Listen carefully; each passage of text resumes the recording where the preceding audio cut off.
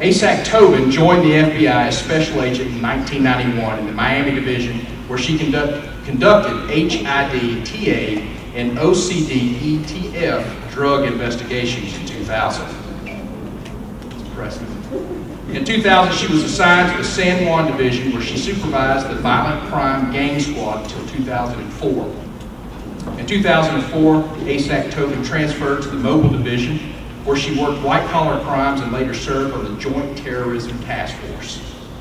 In 2010, she was promoted to the supervisor of the JTTF, where she oversaw the international terrorism, domestic terrorism, and weapons of mass destruction programs.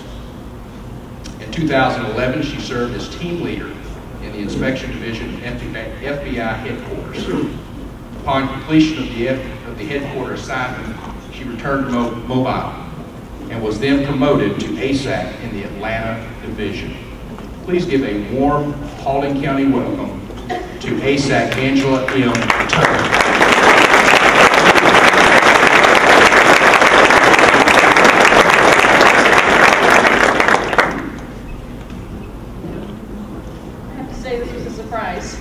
My boss, Mr. Lampkin, retired last Friday, and on Friday I was told I was going to be speaking on his behalf.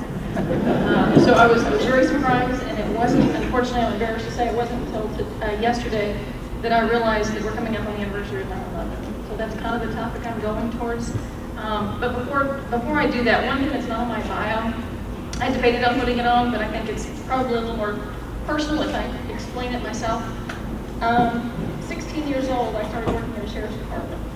And the sheriff I worked for, he knew my background. I didn't have a good childhood. It wasn't a good start. And he said he was going to give me a chance. He sat me down and gave me a lecture. And that was, do something with this chance, do something with this opportunity, do something with your life. He was the first person that had anything positive to say, and I jumped on everything he said. I typed his speeches when he spoke to the Optimist Club, to any Chamber of Commerce, any group that asked him to speak. I got to type his speeches. He inspired me, he motivated me. It means a lot to me. I actually called him on the way here to thank him for what he did for me, because I give him credit for everything that I've accomplished. He taught me or showed me something in myself that I didn't see. So with that being said, I want to thank every sheriff, every law enforcement officer in this room, and I hope you realize the impact that you have on people, that you can have. He changed my life, he probably saved my life. So I want to thank you, and if I could ask all of the law enforcement officers to stand up.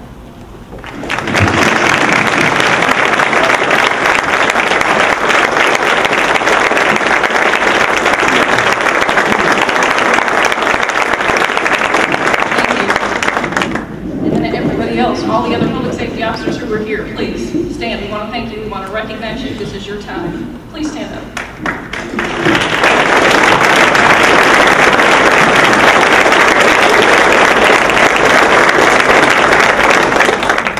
Like I said, next week is the anniversary of September 11th, and as you came in, we had the picture showing and the music playing. I wanted to take you back. I want you to remember what you felt on September 11th. Unfortunately, time has passed. It seems like we've gotten farther from it, and we're forgetting it. And that's not something we can afford to forget. There's a saying, remember 9/11, never forget. And I think they're two distinct and different meanings. We can't forget. We've got to learn from those lessons and go forward. We can't forget what we felt like. Initial shock, surprise. I don't understand why this happened. Why did they do this? And then it moves on into the grief and the sadness, and especially as you see the pictures and you realize the firefighters and the police officers and the chaplains and everyone that was lost in 9/11 and what their families were going through, not knowing were they gone or are they just not found. We can't afford to forget what that felt like. And then we were mad. We were upset. Why did they do this? I don't understand the logic. This just doesn't make sense. And then the resolve. This is going to make us stronger. And the mayor in New York, I think, did a fantastic job making everybody realize that, you know, what doesn't kill you makes you stronger. We're going to unite against this. And the resolve was overwhelming. Very impressive. So my point is we can't forget 9/11 and what it taught us and how we go forward from that. I'm sure most of you remember where you were and what you felt on that day, and you'll never forget it. What's remarkable is to realize that many who witnessed 9/11 as school children are adults today, and perhaps a lot of them have gone on to serve in defense of our freedom, maybe because of 9/11. As 9/11 recedes further into the past, the nation still remembers. We mourn and remember those who lost their lives that day, remember the loved ones that they left behind, and we remember the heroes of 9/11, all of our public servants. At the FBI and at law enforcement agencies, at fire departments, we remember the brave colleagues, those who did respond, who saved thousands of lives because of their selfless devotion. As we remember, we can also renew our resolve. Our nation is doing everything we can to prevent such an attack from happening again. After 9/11, the Bureau transformed. We changed dramatically. The initial hours and days after the attack, we weren't sure if there was going to be a second wave. We thought that that was imminent. As we worked to put the pieces of the puzzle together, the scope of the terrorist threat, as we worked to put the pieces together, it became clear that overnight the stakes had changed and risen dramatically. The scope of the threat had changed, and we had to change with it. We had two challenges. We had to respond to the immediate crisis, and yet to prevent a future attack. And meeting this challenge was like changing the tires on a car as it's going 50 miles an hour down the highway. But we had to do that, as well as overhaul our system and our way of thinking. And that means we often collect information long after we have sufficient information for prosecution, sufficient evidence for prosecution. So we may have enough to prosecute somebody, but we want to play it out, get all of the intelligence we can, again, to detect that trend. We don't limit the use of our intelligence gathering to counterterrorism. We also use it to identify child predators, computer hackers, spies, and the like. The second area of our strategic change was our technology. I think most people have heard the news stories that we were way behind in technology. We were very outdated in the past decade as a result of 9/11. Our technology has been upgraded. We have state-of-the-art and sophisticated database to track everything from terrorist financing to gang activities. We also have the technology to improve information sharing with our state and local partners. For example, the Terrorist Screening Center provides local law enforcement the ability real-time in their car to communicate and determine if the subject they pulled over is in fact on the terrorist watch list. The partnerships. That's the third area of change since 9/11 for the Bureau. The Bureau's enhanced its partnerships not only with law enforcement and the intelligence community, but also with the private and the public sectors. No agency working alone can defeat terrorism or any of today's other threats. Key fragments of the intelligence we might need come from state and local law enforcement. It comes from our intelligence partners, our international partners. We've long believed that working side by side isn't just an option, it's the only option. Our JTTFs, as he mentioned earlier, our Joint Terrorism Task Forces, before 9/11 we had 35 nationwide, now we have over 100. Pre-9/11, about 1,000 members of the JTTFs were working in terrorism matters. Now it's over 4,500. We strengthen relationships with our international and law enforcement partners. We have offices in over 60 countries worldwide, where we're tightly integrated with our overseas counterparts. We train together and work hand in hand in multinational task forces and investigations. Since 9/11, we've assisted other countries with their counterterrorism investigations from Riyadh to Madrid, Mumbai to London. If you remember the Najib Boulazazi case in 2009, I think that's a textbook example of how the strong partnerships helped to disrupt the terrorist plot. Zazi was here in the United States as part of an al-Qaeda group that planned to commit suicide bombing attacks in New York. He was from Denver. The FBI, the intelligence community, New York, and Denver JTTFs were all working together with international law enforcement as well to figure out who he was, how to stop him, who was he working with. And as a result, within a matter of days of learning of this plot, he and his co-conspirators in the U.S. were arrested, and his co-conspirators in Pakistan were also arrested. Although we've shifted emphasis to national security programs, we remain committed to the traditional criminal programs and responsibilities that everybody's familiar with. But we had to set priorities and shift our resources. We couldn't do as many drug investigations or bank robberies.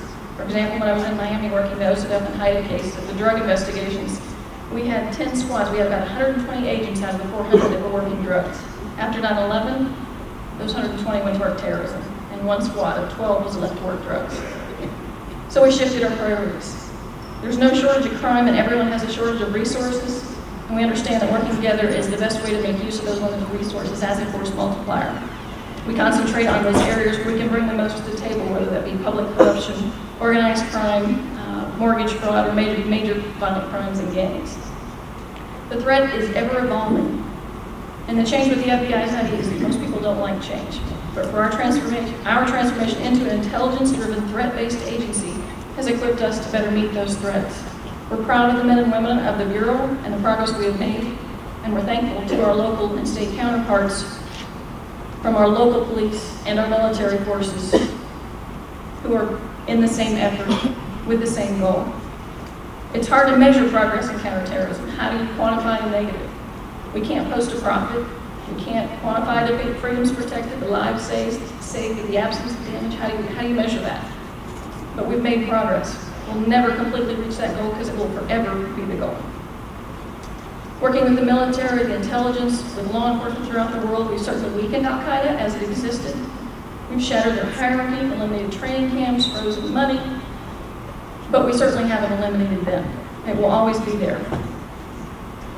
As Al-Qaeda has weakened, the hybrid groups have arisen in places like Pakistan, Somalia, and Yemen. We've seen an emphasis on recruiting and training individuals from Europe and America. Their backgrounds, specifically the ones in America whose backgrounds don't trigger security. And the Zazi plot I talked about earlier kind of exemplifies that. We're concerned about the threat, that homegrown threat. How do you find somebody here who wants to harm this country? They can see and believe anything they want to. That's part of their freedoms and constitutional rights. So at what point do we stop something before it happens? The threat is evolving. There's no typical profile of a homegrown terrorist. Their experiences and motivating factors are distinct. But they're more savvy, harder to detect, and easily able to connect with extremists. In some instances, more capable from an operations standpoint. They're here already. The internet has had a profound impact on radicalization. It's become a key platform for spreading extremist propaganda, a tool for recruiting, training, and planning, and a means of networking with like-minded extremists. Would-be terrorists no longer have to go to Afghanistan to a training camp to learn how to build a suicide vest. Inspire magazine has told individuals in the United States, stay where you are and attack from within. That's what we're now facing. All of this makes our mission more difficult, and there's no room for complacency. We have to remain vigilant and continue to improve on how we confront these threats. And we know we can't succeed without the trust of the American people. The FBI and law enforcement must keep building good law enforcement, good relationships with the communities that we serve to counter the spread of extremist ideology. We have to do this while respecting and protecting the civil liberties of all Americans. In conclusions, the strong institutions can only carry us so far in the work of protecting our nation. Ultimately, it's the strength of the nation's spirit that will allow us to prevail over our adversaries. That spirit was displayed magnificently on September 11th and has shown its resilience time and time again.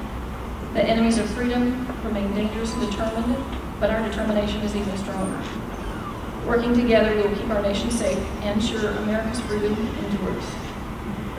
Never forget. I want to thank everyone here today, the law enforcement, the first responders, the fire department members, for everything you do every day, for the difference you make. I want to thank you on behalf of myself, on behalf of the FBI, and on behalf of all those people who have never said thank you. You deserve it. Thank you.